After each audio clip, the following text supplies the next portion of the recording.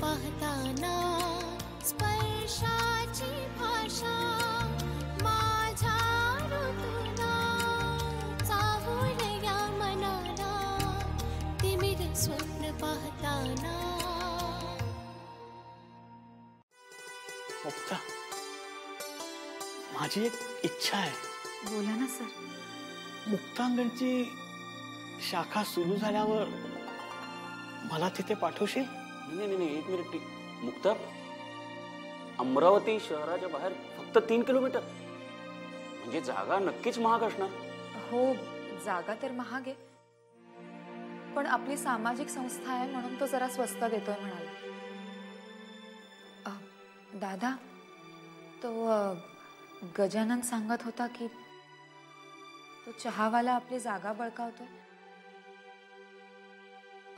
दादा, त्या साबळेचा नंबर दे मला, त्याला चांगला दम देते.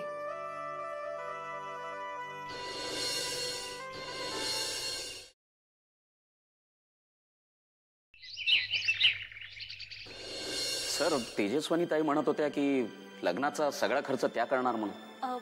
सगळा नाही, अर्धा खर्च करेन असं म्हणाल्या होत्या त्या. नाही, पण त्यांनी खर्च का करावा? सर, आपला वधू पक्ष आहे, त्यामुळे खर्च जो काही करायचा तो आपणच करायचा. पण मला काय वाटतं की लग्न जर धूमधडाक्यात करायला हवं तर अर्धा खर्च त्यांनी दिला तर काय हरकत आहे? नाही, नको. हे बघ, मुक्ताने कीर्तीच्या लग्नासाठी काही पैसे साठवलेत आणि आपलेही पैसे आहेत.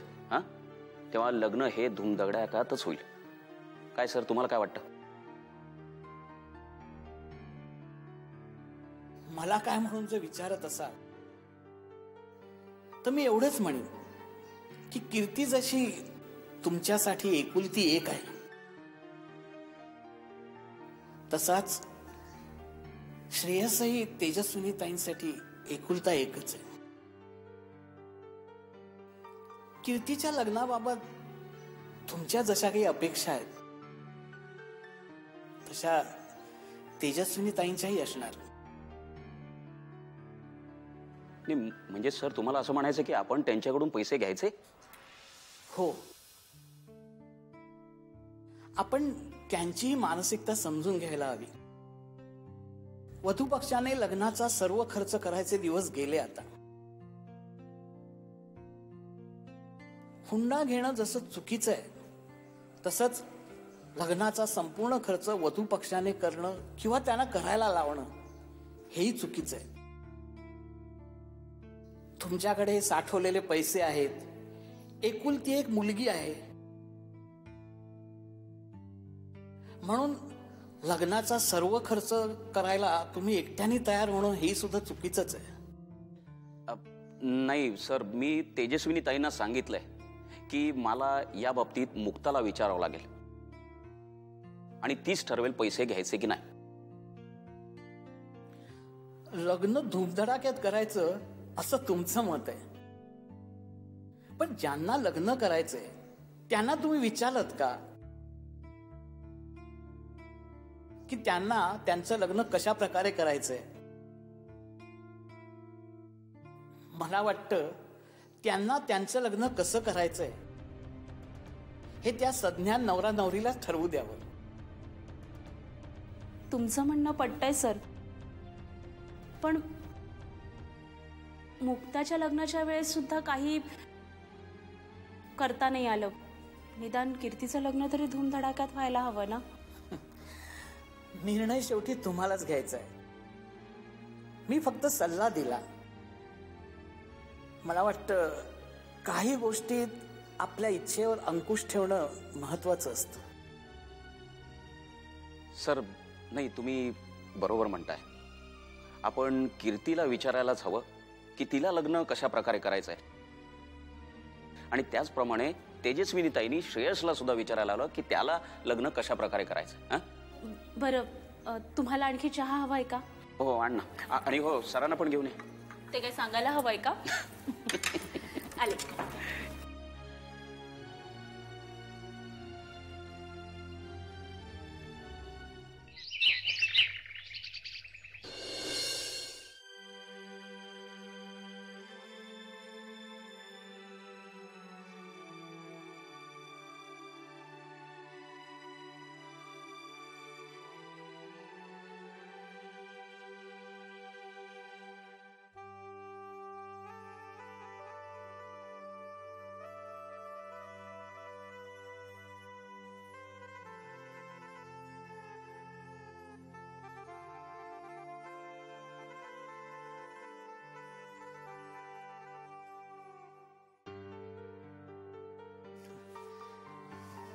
त्याचा फोन डिस्कनेक्ट केला.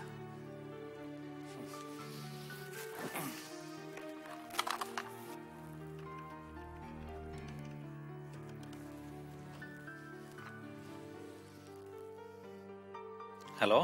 हा बोल, मी ऐकते. माझा राग आला वाटतं. नाही रे, मला काही राग आलेला नाही. तू बोल. हे बघ कीर्ती, मी डॉक्टर आहे आणि तू समाजसेविका. आपण दोघांनी आपलं आयुष्य समाजसेवेसाठी वाहून घेतले ना, मग आपण आपली आधी सामाजिक कर्तव्य पार पाडली पाहिजेत. आणि हे मी तुला सांगायला नको. हो काय? अगं बोल काहीतरी. मी काय चुकीचं बोलतोय का? नाही रे, माझंच चुकलं. माझ्यावर राग काढला ते ना? नाही, खरंच नाही.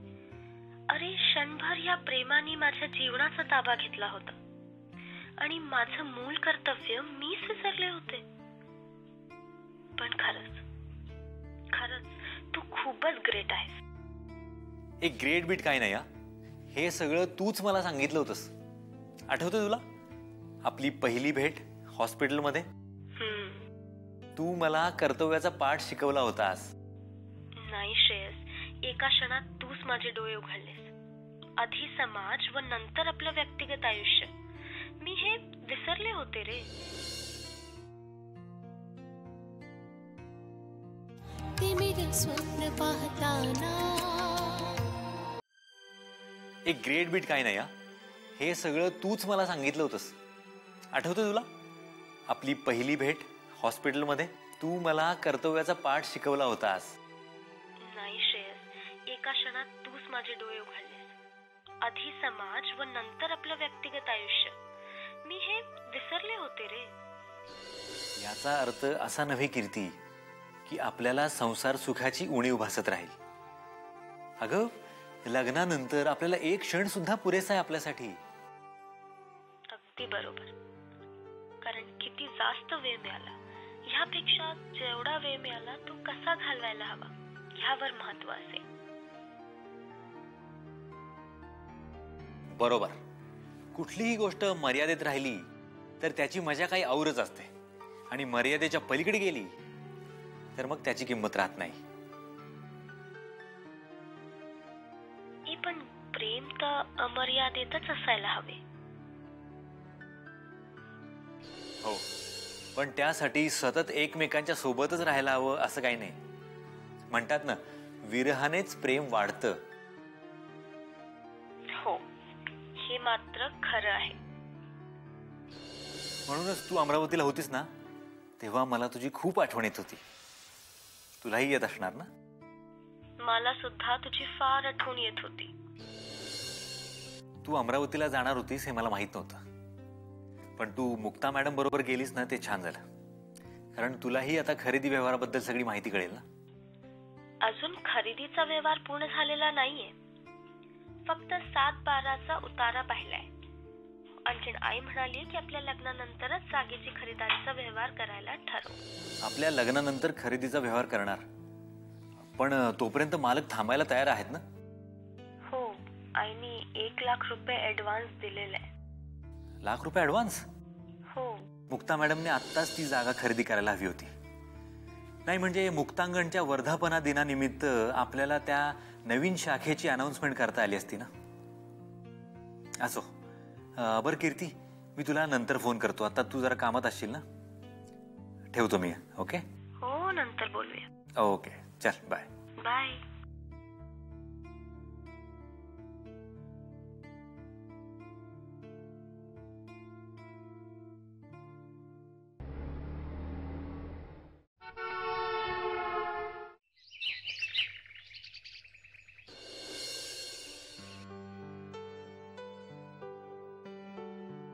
आलात तुम्ही दोघं? दादा, काय म्हणाले इन्स्पेक्टर साठम? कशासाठी बोलवलं होतं? इन्स्पेक्टर साठमाने त्यांचं काम चोख केलंय मुक्ता. तो चहावाला आणि तो पक्या पवार, दोघांनी त्यांनी जेलमध्ये बंद करून ठेवलंय. पुढे काही कायदेशीर कारवाई करायची आहे का त्यांच्यावर ते विचारायला त्यांनी पोलीस स्टेशनला बोलवलं. ताई, त्या दोघांनाही चांगला चोप दिलाय पोलिसांनी. तो चहावाला हातपाय जोडत होता आमच्या समोर, रडत होता माफ करा म्हणून. मारलं? मारायला नको होतं त्यांनी. नाही, मारलं तेच बरं झालं. म्हणून तर कबूल झाले ना. या सगळ्या कृत्याच्या मागे कोणाचा हात आहे ते कळलं आपल्याला. मला वाटलंच, या सगळ्याच्या मागे नक्की कोणाचा तरी हात असणार. नाहीतर त्या चहावाल्याची आपल्या विरोधात जायचं धाडसच झालं नसतं. कोणाचा हात होता या सगळ्याच्या मागे? मुक्ता, तुला रामराव माने आठवतात का? हो, तेच ना जे बिल्डिंगचं प्रपोजल घेऊन आले होते आपल्याकडे. बरोबर, तेच. त्या रामराव मानेतच एक कारस्थान होतं. म्हणजे त्याचा प्लॅन असा होता की गुंडांकरवी आपल्याला त्रास द्यायचा, त्याच्यानंतर आपण या जागेला कंटाळणार आणि आपल्याला दुसऱ्या कुठल्या तरी जागेचा आमिष दाखवून स्वस्तात ही जागा बळकवायची, असा त्याचा प्लॅन होता. हो, त्याला आपल्या मुक्तांगणच्या जागेवर मोठा टावर बांधायचा होता.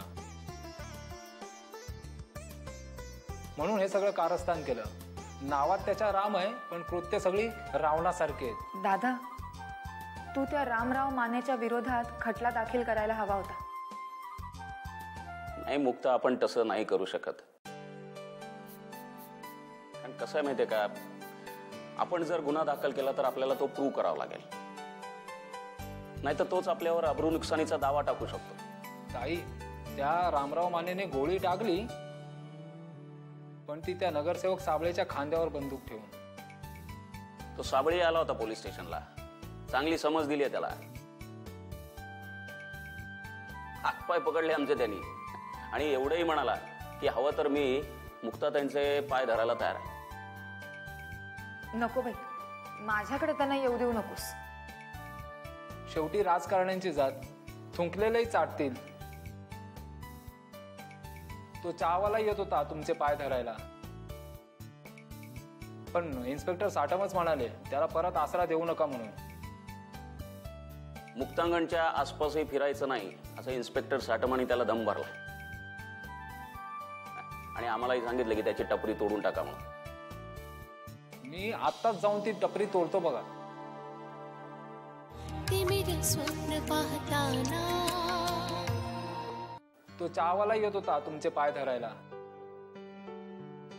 पण इन्स्पेक्टर साठमच म्हणाले त्याला परत आसरा देऊ नका म्हणून. मुक्तांगणच्या आसपासही फिरायचं नाही असं इन्स्पेक्टर साठमानी त्याला दम भरला आणि आम्हालाही सांगितलं की त्याची टपरी तोडून टाका म्हणून.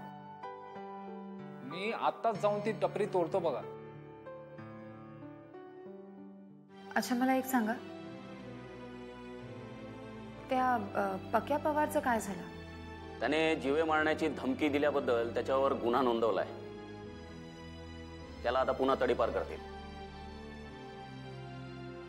चला मुक्ता, एकदाच हे प्रकरण मिटलं म्हणायचं. नाही दादा, त्या रामराव मानेला फोन करून चांगलीच समज द्यायला हवी. तेव्हाच हे प्रकरण मिटेल, नाहीतर तो सारख्या अशा खुरापती करणार. मामा, मी जाऊन ती टपरी तोडतो. नाही थांब, मी पण येतो तुझ्याबरोबर. मुक्ता, आम्ही येतो जाऊ. हो ठीक आहे.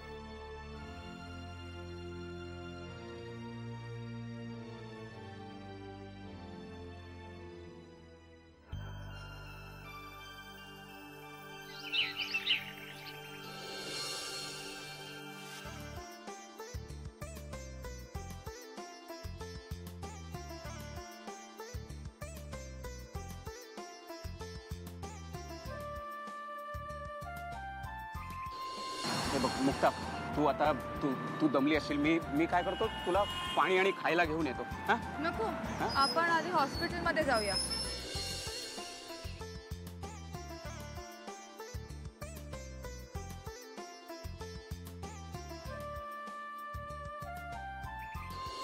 दादा, मला एकटीला सोडून जाऊ नको. ए बघ, माहितीये ना, मला भीती वाटते खूप. नको. हे बघ मुक्ता, अगं तुला आता एकटीने वावरायची सवय करायला हवी. हा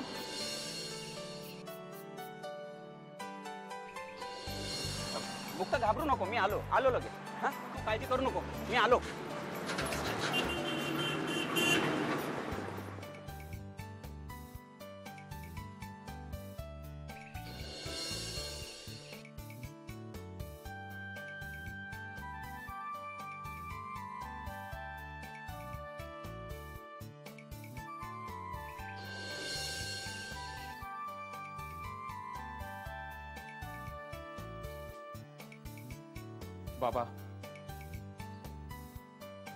बाबा, मी आजकाल अनेक वेळा पाहतो तुम्ही कुठल्या तरी गहन विचारात असता, एकटेच बसलेले असता. कसला विचार करता बाबा? विचार म्हणजे अरे, प्रत्येक पित्याला वाटतं आपल्या जीवात जीव असेपर्यंत सगळ्या जबाबदाऱ्या पार पडाव्या.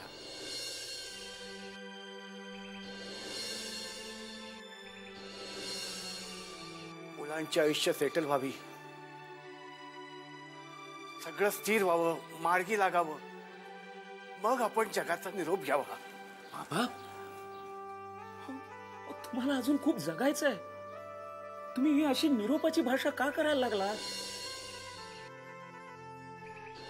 मी निरोपाची भाषा करायची नाही म्हटलं तरी ते आता शक्य नाही रे.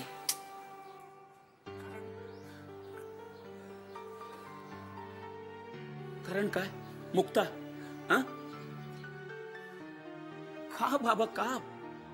हा हो, हे बघा बाबा, मी या विषयावर आपण बोलायचंच असा अनेक वेळा मी विचार केला. बाबा, मुक्ताला आपणच अशी ट्रीटमेंट का द्यायची, वेगळेपणाची?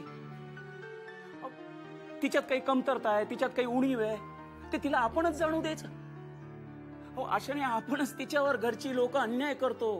हे का नाही कळत तुम्हाला? म्हणणं बरोबर आहे रे, पण या व्यावहारिक जगात, या स्पर्धेच्या युगात बाबा, मी माझी ओळख तयार करीन, मी माझं अस्तित्व टिकवीन.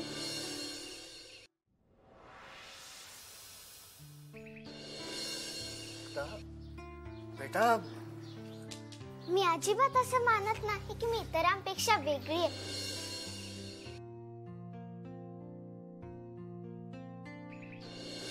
बस मुक्ता, मला सुद्धा हेच म्हणायचं होतं. मुक्तामध्ये जी समज आहे ना, ते तिच्या बरोबरीच्या इतर दुसऱ्या मुलात नाही. मुक्ता अभ्यासात सगळ्यांच्यात पुढे असते, तिच्या अंगात धडाडी आहे. ती माझ्या कानात अस्पष्टपणे काहीतरी सांगत असते.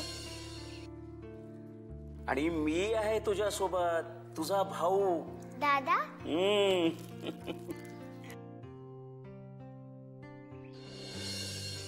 तुझ्या सोबत सावली सारखा, तुझी जपणूक करणारा, तुझी पाठराखण करणारा आणि तुझ्या सुखासाठी स्वतःला झोकून देणारा तुझा भाऊ रोहन.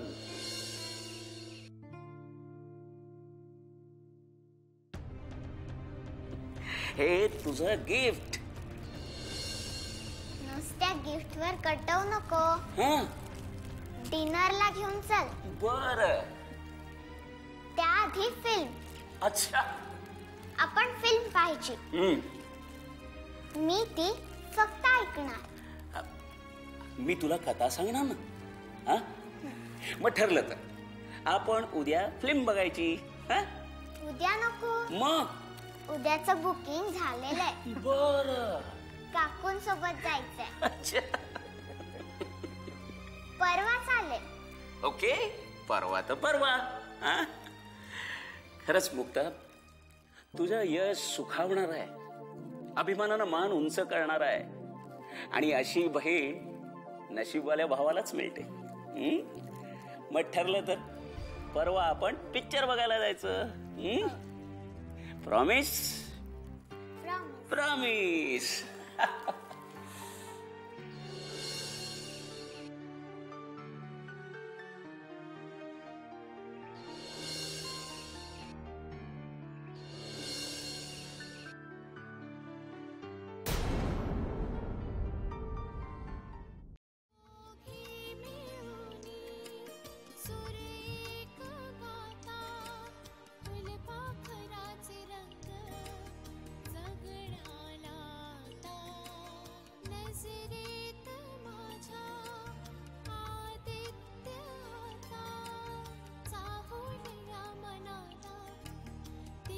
स्वप्न पाहताना